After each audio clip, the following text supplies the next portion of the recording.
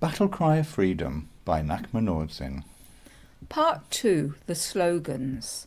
Slogan 28. Give up all expectations about the fruit of practice. Dreba rewa tam che pang.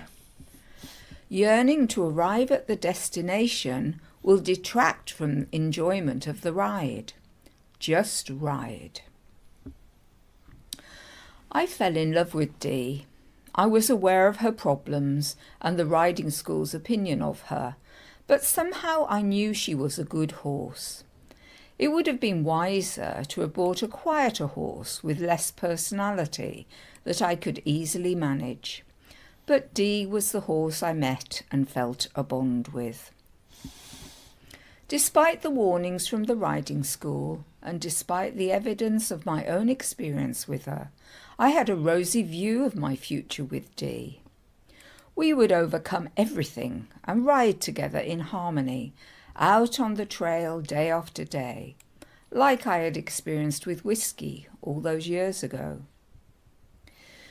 The reality of owning Dee was somewhat in contrast to my projected experience. It quickly became clear that we would not be hacking out alone over the long days of summer.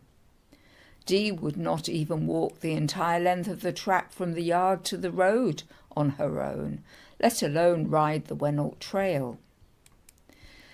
If I had held tightly to my hopes of riding out with Dee, my experience of owning her would have been wholly unsatisfactory. In letting go of this goal, or holding it lightly, ever as a possibility, I was able to enjoy achieving other goals. In this way, my relationship and experiences with Dee were satisfactory and enjoyable. Shema Rinpoche says, if meditation practice is goal-driven, or if results become an object of attachment, the practice itself will be spoiled. For meditation to be effective, it must not be undertaken with worries about whether one is qualified, will experience results, or if the practice is worthwhile. Similarly, one must not have expectations about realization, results, and experiences. For meditation to be effective, the mind placed in meditation must be uncontrived.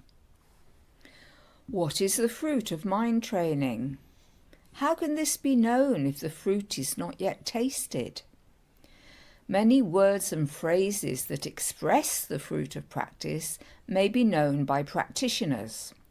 Enlightenment, realization, awakening, Buddhahood, non-duality, oneness, peace, fulfillment. There are likely to also be quite a few words in other languages. Bodhi, bodhicitta, rigpa, jangjubsem, kunji, and so on.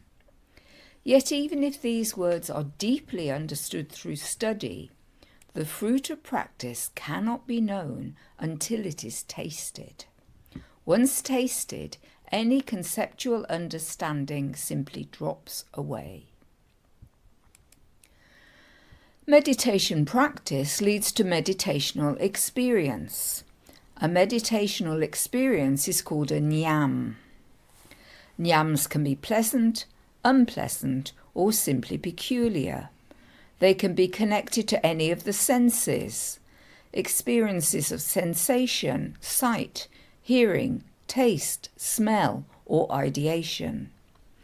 Nyams occur through the settling of the psychophysical elements during meditation.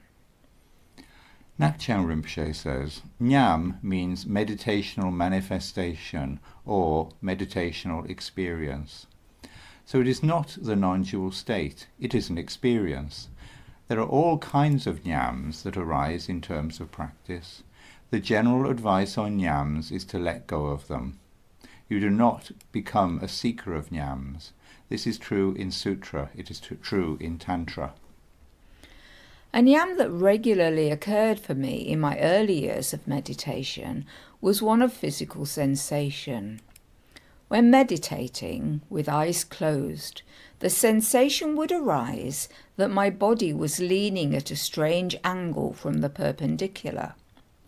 I would open my eyes briefly to check my posture and find that I was still sitting perfectly upright. Nyams are ignored in sutric and tantric practice, but recognized as a sign of progress.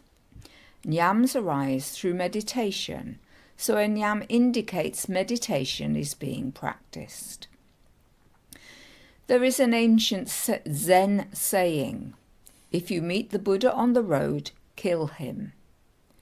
This warns the practitioner not to be distracted by amazing visions or insightful experiences, but to simply continue on the path. Awakened mind is beginningless and indestructible, but for deluded mind, moments of awakening are fragile and easily lost through grabbing. If the nyam is a vision of the Buddha, it is killed. That is, it is allowed to dissolve. To engage with the nyam is to indulge distraction. If practitioners allow themselves to be continually distracted in this way, or particularly fascinated by a nyam experience, they may become seekers of nyams. This is guaranteed to prevent such a nyam occurring ever again.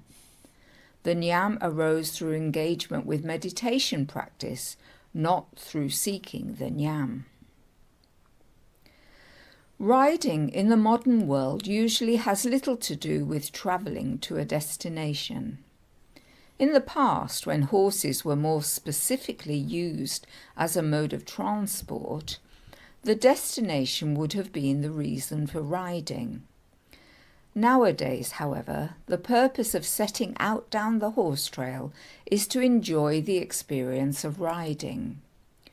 Riders may have goals they wish to achieve, such as winning rosettes in competitions, being part of an Olympic equestrian team, jumping higher fences, succeeding at dressage. But day-to-day riding will be the main experience and still be valued. Mind training can be embraced in the same spirit. Training the mind is the purpose of setting out on the path of awakening.